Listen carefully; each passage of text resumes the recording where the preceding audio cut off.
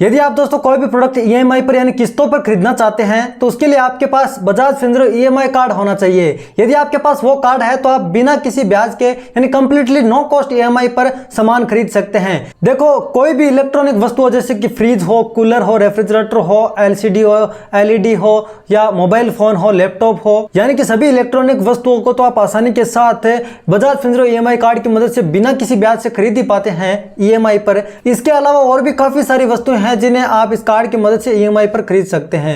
इस वीडियो के अंदर मैं आपको कंप्लीट प्रोसेस दिखाऊंगा कि किस तरीके से आप बजाज फिनसर्व ईएमआई कार्ड के लिए अप्लाई कर सकते हैं। पहले मैं आपको शॉर्ट में बता देता हूं कि इसकी ज्वाइनिंग फीस है वो 599 रुपए है। 530 रुपए इसकी ज्वाइनिंग फीस और लगभग 70 रुपए करीबन कन्वीनियंस फीस है, तो कुल मिलाकर 600 रुपए करीबन आपके ज्वाइनिंग के लगने वाले हैं। और इसकी रिन्यूअल फीस की बात करते हैं तो 117 रुपए इसकी एनुअल रिन्यूअल फीस है, जिसे आप वे ऑफ करा सकते हैं। यदि आप साल में एक भी प्रोडक्ट ईएमआई पर खरीद लेते हैं तो आपको 117 रुपए देने की जरूरत नहीं पड़ती है।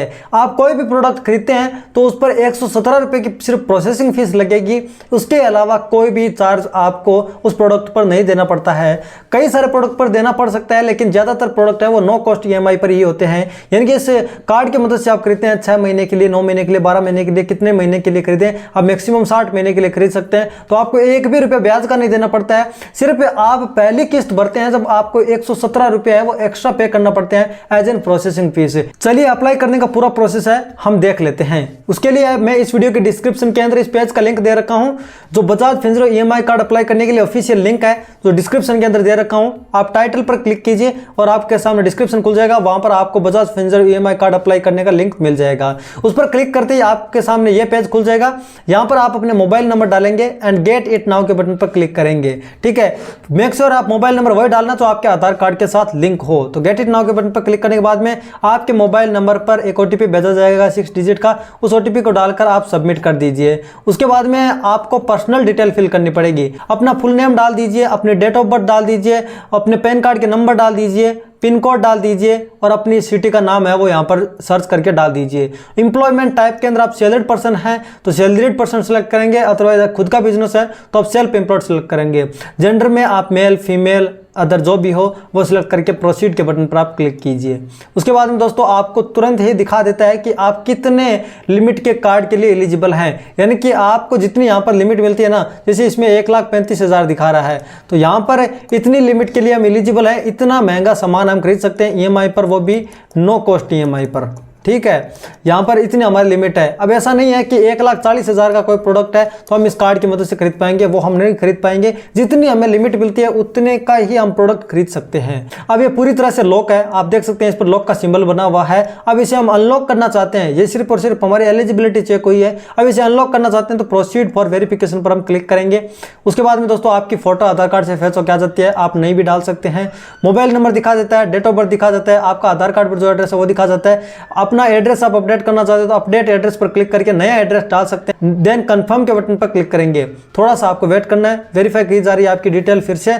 उसके बाद में आपके सामने ये पेज आ जाएगा। मैंने आपको बताया ना कि इसकी फीस है वो 599 रुपये आपके लगने वाली है। कार्ड की फीस है वो 530 है और ऑनलाइन कन्वेंस फीस है वो 69 है। तो कुल मिलाकर 599 रुपये आपको पे करना है, तो 600 रुपये करीबन मैंने बताया। तो यहाँ पर आप प्रोसीड फॉर पेमेंट के बटन पर क्लिक करेंगे और 599 रुपये का पेमेंट आप करेंगे ऑनलाइन, किसी भी मोड से कर सकते हैं। तो प्रोसीड फॉर पेमेंट पर क्लिक करने के बाद में थोड़ा सा यहाँ पर प्रोसेसिंग होगा, वेट कर लेना। उसके बाद में आपके सामने ऑप्शन आ जाता है रिकमेंडेड में, आपको यूपीआई दिखाता है, आप किस किस तरीके से पेमेंट कर सकते हैं। यहाँ पर दिखा रहा है नेट बैंकिंग, डेबिट कार्ड और क्रेडिट कार्ड से भी पेमेंट कर सकते हैं। तो फास्ट एंड ईजी मेथड है यूपीआई, तो यूपीआई ऑप्शन सेलेक्ट करके पे नाउ के बटन पर क्लिक करेंगे।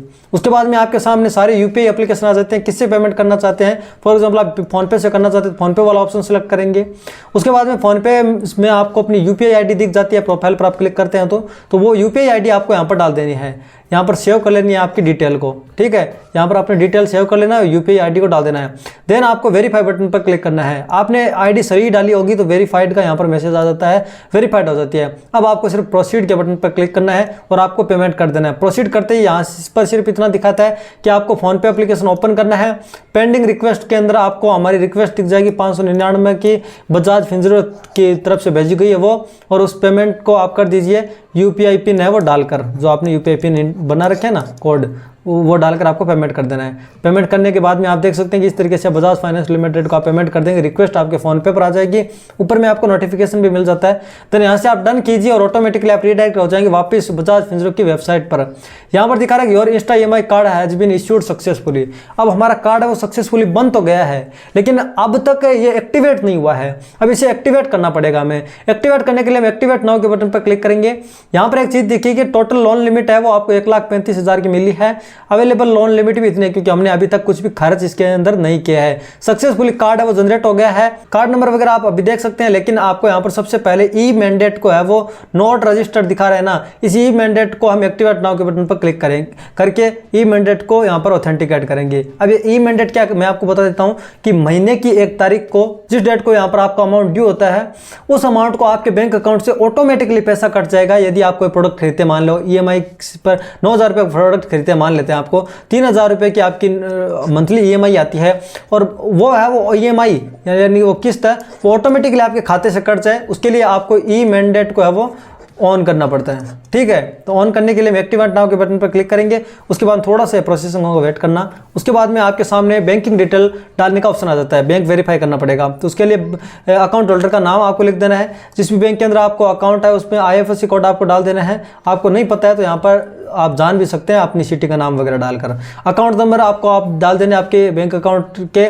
ठीक है, अकाउंट टाइप सेविंग अकाउंट है तो सेविंग सेलेक्ट कीजिए, करंट है तो करंट सेलेक्ट कीजिए। चलिए हम यहाँ पर सेलेक्ट कर लेते हैं। ई मैंडेट है, आप आधार कार्ड से और डेबिट कार्ड से या नेट बैंकिंग से 3 से ऑन कर सकते हैं। ठीक है, अब इन तीनों में से एक ऑप्शन को आपको सेलेक्ट करके प्रोसीड करना पड़ेगा। इतनी डिटेल आप भर देंगे तो आपके सामने ये भी ऑप्शन आ जाएगा कि pick and suitable registration mode. तो हम debit card net banking select कर सकते हैं। अब यहाँ पर आधार कार्ड का ऑप्शन नहीं दिखा रहा तो आधार कार्ड के लिए भी आप डेबिट कार्ड सेलेक्ट कीजिए।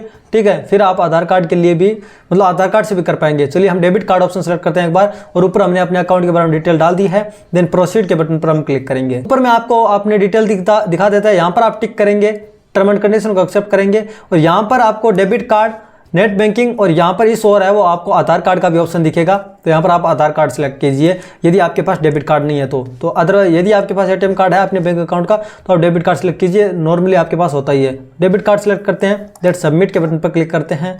सबमिट करने के बाद में आपको अपने अकाउंट की पूरी समरी दिख जाती है। इसको पूरा हम नीचे स्क्रॉल करते हैं, टर्म एंड कंडीशन को यहाँ से हम एक्सेप्ट करेंगे।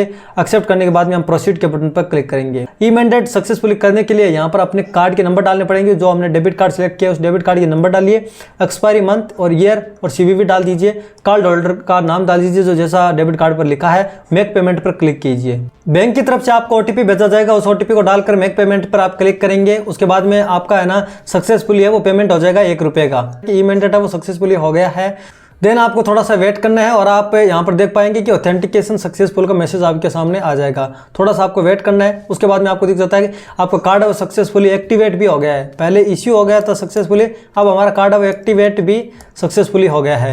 कुल मिलाकर आपको 599 रुपये का ही पेमेंट करना है। 1 रुपया आपके बैंक अकाउंट के अंदर क्रेडिट या डेबिट किया जा सकता है, उससे आपका बैंक अकाउंट वेरीफाई हो जाएगा। अब अपने कार्ड की डिटेल देखने के लिए आप व्यू पर क्लिक कर सकते हैं या फिर व्यू कार्ड कर सकते हैं। अब व्यू कार्ड करते ही आप है वो बजाज फाइनेंस के ऐप पर रिडायरेक्ट हो जाते हैं। तो यहाँ पर हम व्यू कार्ड पर क्लिक करते हैं और हम बजाज फाइनेंस के इस Bajaj Finserv loan and UPI FD इस एप्लीकेशन को डाउनलोड कर लेंगे। यहाँ पर इंस्टॉल का बटन दिखेगा आपको, मैंने ऑलरेडी कर लिया था इसलिए अपडेट दिखा रहा है। ठीक है, यहाँ पर उसके बाद में आपको यहाँ पर इसे इंस्टॉल कर लेना है। इस ऐप के अंदर आपको अपने मोबाइल नंबर से, जो मोबाइल नंबर से आपने कार्ड बनाया ना उस मोबाइल नंबर डालकर रजिस्टर कर लेना है। यहाँ पर है वो आपको अपने कार्ड का डिटेल दिख जाता है। इस कार्ड पर आप क्लिक करेंगे और आप अपनी DOB डालेंगे ना तो आपके अपने कार्ड की पूरी डिटेल दिख जाती है, और कार्ड की डिटेल आप व्यू पर क्लिक करेंगे तो वहाँ वेबसाइट पर ही दिख जाती है। ठीक है, यहाँ पर ऊपर में भी आपको एक EMI का ऑप्शन दिख रहा है ना छोटा सा, इस पर क्लिक करेंगे तो भी आपको कार्ड दिख जाएगा। कार्ड के नंबर दिख जाएंगे आपको और कार्ड की एक्सपायरी मंथ और ईयर दिख जाएंगे। ठीक है, क्योंकि यहाँ पर इस EMI कार्ड की कोई CVV नहीं होती और CVV कहीं पर आपको डालने की जरूरत में नहीं है। इस प्रोडक्ट को खरीदने के लिए बजाज कार्ड आप सेलेक्ट करेंगे तो आपको CVV डालने का ऑप्शन नहीं आता है। तो यहाँ पर कार्ड नंबर मिल जाएंगे और एक्सपायरी मंथ और ईयर मिल जाएगा। मैं आपको बता देता हूँ दोस्तों, ये कार्ड फिजिकली आपके घर पर डिलीवर नहीं किया जाता है, सिर्फ यहाँ पर वर्चुअल फॉर्मेट में ही आपका कार्ड होता है। एक्चुअली इस कार्ड के नंबर वगैरह सब आपको मिल जाते हैं, तो आप ऑनलाइन शॉपिंग वगैरह के लिए और ऑफलाइन शॉपिंग वगैरह के लिए इसे यूज कर सकते हैं। तो इस वीडियो के अंदर मैंने डिटेल से बताने की कोशिश किया कि किस तरीके से आप बजाज फिनसर्व EMI कार्ड के लिए अप्लाई कर सकते हैं। वीडियो पसंद लाइक कर अपने फ्रेंड्स के साथ शेयर जरूर करें, सब्सक्राइब डेफिनेटली करें। इंटरेस्टिंग वीडियो के अंदर जरूर मिलेंगे। जय हिंद।